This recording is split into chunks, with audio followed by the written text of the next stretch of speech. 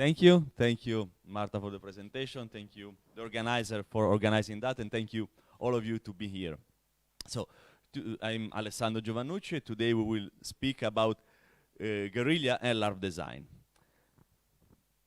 So, this is me, young me, fighting me, this one. I think this is one of the coolest pictures I will ever had. It looks like a Advanced Dungeons and Dragons cover book. So it was one of my first lab. I was 14. So why this strange topic? Why Larp and guerrilla?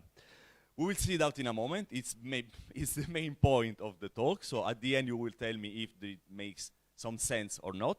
I will hope yes. So it's a slight weird talk. I want to propose more ideas and unfinished thoughts instead of solution or of definition. And please bear with me. We will have fun, hopefully, and we will raise some good point. If you will have any question, please ask that on the go. We'll try to answer on the fly instead of having a question time after the talk. If it's not possible to answer on the fly, maybe we will do that after, or mingling after the talk. But if you have something that really huge to you to say, just raise your hand and I will try to answer and to include that in this talk. So,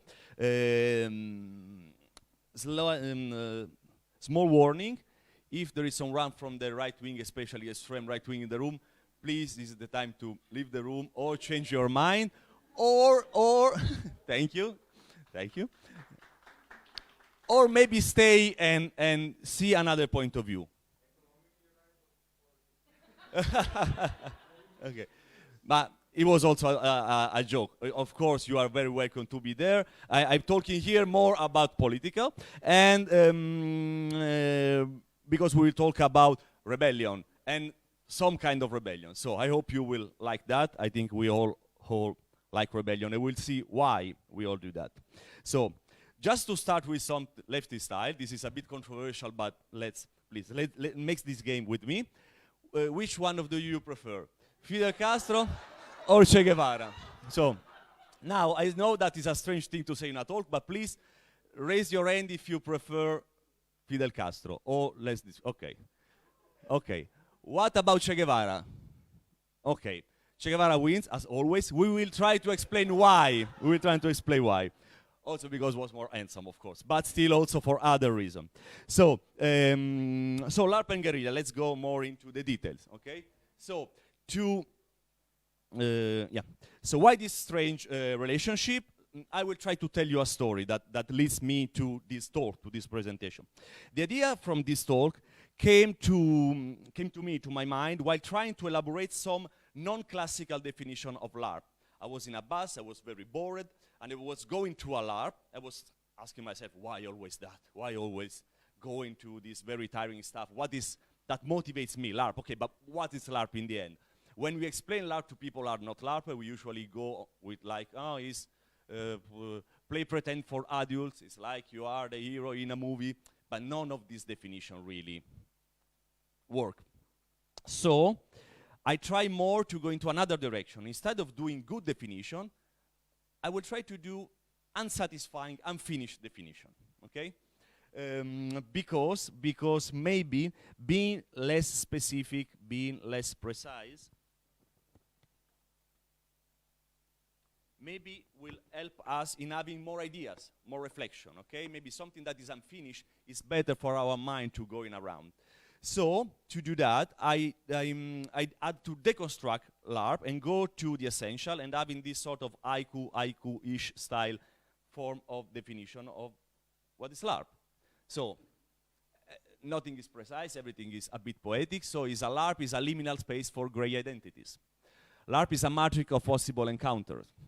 Is an alibi provided in a responsive environment. Those are invisible structures for interaction. I did this drinking game with my friend, let's drink beer and go more and more vague and weird definition of what is Larp. And try to do with your friend, we can try this night, and a lot.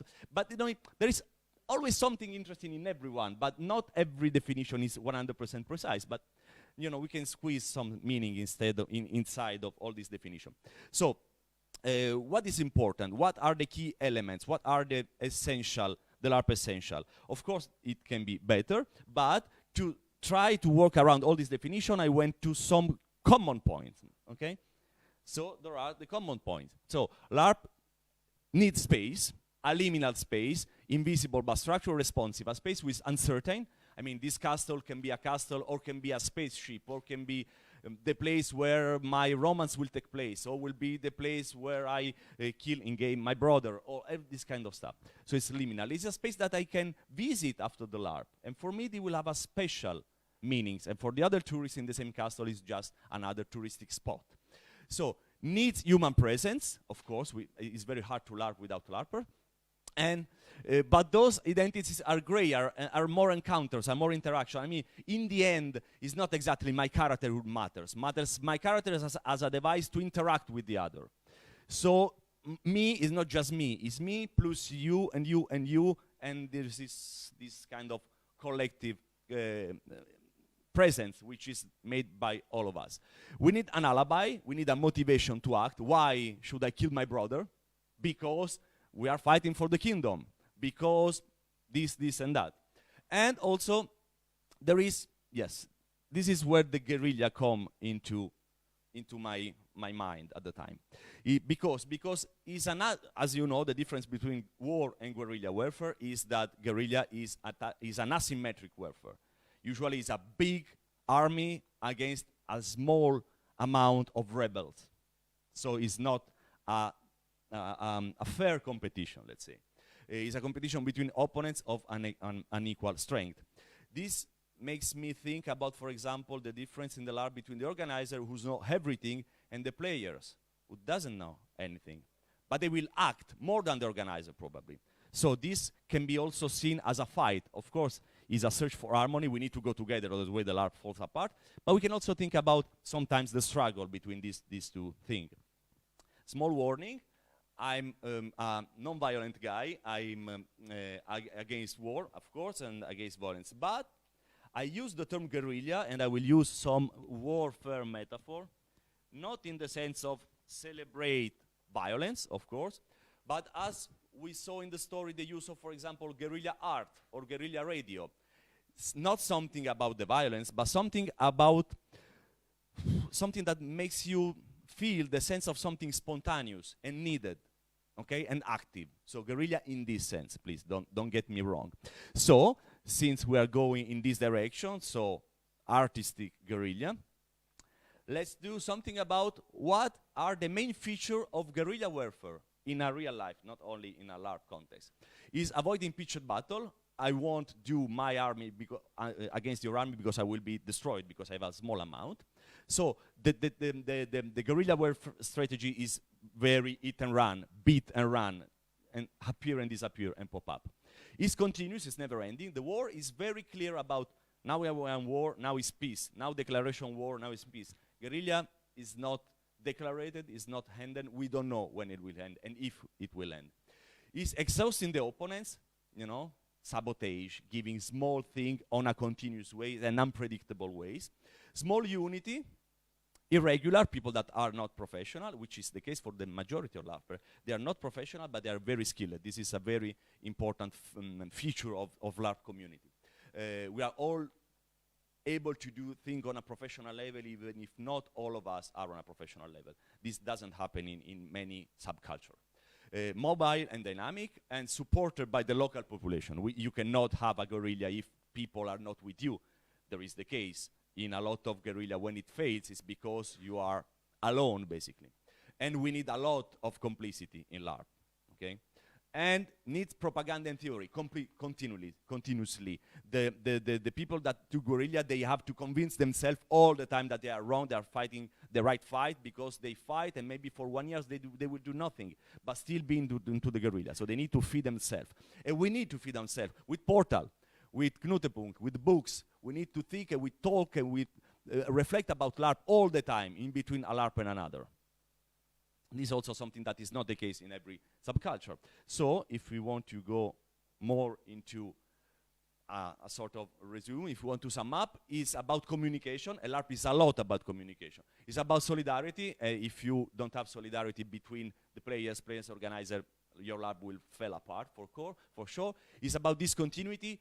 Luckily, we don't LARP all the time, but we are always in tension between a LARP and another. A LARP is just over, and I'm reflecting on my character. Oh, another LARP is organizing. I start to make my mind about this, my LARP. Yes, we have this problem, I think, all of us. It's very hard to stop it. It's decentralizing. We need to knowing our land. Our land, I mean our environment and also our location on spot. Okay, it's very hard to organize a LARP where you don't know the spot. And also, motivation. We need light manageable tools. It doesn't defend but attack, and it's not linear. This is one of the key points. It's multi-direction. In LARP, it's very hard, luckily, to have a linear narrative. No matter how railroad is your plot, player will do anything, and we all know as a player, okay? There is no way to force player to do what you want, and this, I think, is the best thing about LARP. People try to sabotage your will, and by doing that, they create something. Other ways, we will go in a linear media, which is not the case from the LARP. We are not good, probably, as a writer, or a screenwriter, or theater writer, but you are very good at interaction. Yeah, we are very good at the interaction, build interaction, basically. So this is about that. So all these points combined, I was thinking while in the bus, seems like a LARP to me, if we have all these things, okay? So on a more serious note, when I get off to the bus, I saw what is in common between LARP and Guerrilla. Complicity, social pact. We really need to understand that we need a social pact, otherwise we don't have a LARP, basically, without consent. It can be any kind of consent, but we need that. We need to be on the same page with the other. Find gray areas where to hide or live in a different way, which means the proper location. Usually our LARP fell apart when the location is not suitable. And we can also try to have a pact with the people, but if you don't have the right place to make this pact true, the pact is not possible to fulfill, even if we want that. And last point, it is all about find a safe space. What is a safe space? Is people that have we talk about safety a lot. So in the bus, I also try to do a definition, very imprecise definition of safety. What is safety? Probably is the pact we have in a space that we can use. A pact without a space is not possible. A space without a pact is just a space, which is very nice, but is not suitable for LARP.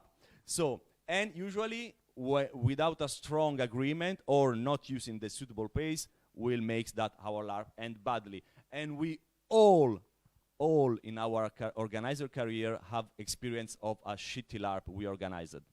So you can tell me, I can tell you, it happened. Because it's so fucking hard to do a pact with people usually you don't know. So, yes, it's not possible to do that without a pact. And also, something that is very important, Larp and Guerrilla, they pop up and disappear. They happen, and then it's over. It lasts 3 days. It stays for you in your memories forever. I'm sure you remember every LARP you played or organized. No matter how experienced you are, everything stuck in your memory forever. It's frightening, right? But it is this, because it's a strong pact. So I will present you very briefly. I think I have 10 minutes, because until 12:30. It's very hard for me to be really on time as you want. I will try to be not me. So I will present you very briefly some LARP that where this sense of community were strong. This social pact was not only in the lines, but was clearly stated, was basically the part of the LARP. The first one is New Atlantis. Here you have all the details, so I don't need to read it. And these are the most important things. It was a game where we imagine, a post-apocalyptic game where we imagine that the water supply was like near to the end, okay, which is still the case in some part of the world, sadly. So we imagine how about you living your life with 20% less water, then 50%, then just 1 liter per day. Okay? What you will do? You will drink it, wash your stuff, or give it to someone who need it, or try to get more water you want. So we play in this community where the water was crucial, and each one of the players just had two.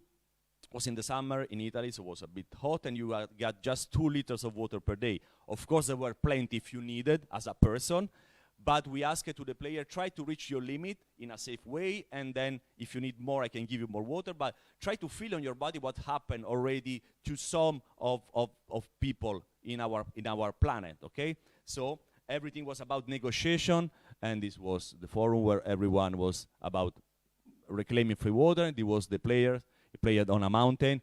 Long discussion because now we need to rebuild humanity. We have less resources than before. So what we can do with that? It was a 5 days long LARP. And so all the community working all together, doing all together, and ending the LARP with a party, of course, with plenty of water and also wine.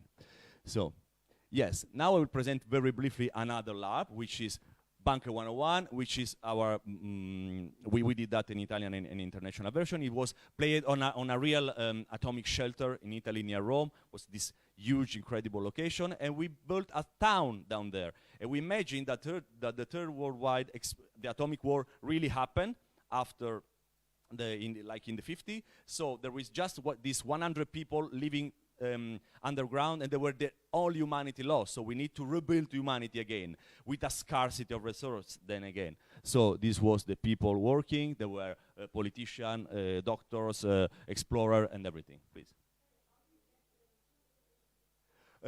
We discovered this on the internet. We saw that was a museum.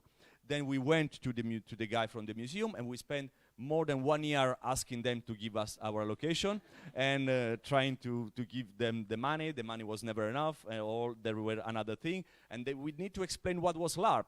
That was the hardest part, because I cannot come with my very fancy definition to this guy, okay? So we really need to explain what it was. So, but I can give you more details if you want on that. So there were also kids and also elder people, because it was a sense of having a real town. And the dancing, because we need to choose your partner, because not everyone was allowed to have kids, because scarcity of research. So who will have kids? And then working and working again. This was the president, and the former president, with which me on the left. And the radio, because we need to inform our citizen the scary moment, because otherwise, no, it's boring. And the explorer and everything, the control room to see whatever, the exploration in the tunnel, okay? And so, just to use my last 7 minutes, which is a lot, so it's LARP a form of guerrilla, or better say, a form of challenge. Yes, probably, because it's not linear and is not interactive. I mean, what is not linear and not interactive? The enemy we need to fight. Which is the enemy we need to fight? And we fight even if we don't want to fight, or even if you don't know that we are fighting against that, is the linear vertical narrative. Is the hero's journey. Is the only one point of view where you see the protagonist of the movie and you are mainly passive on your seat.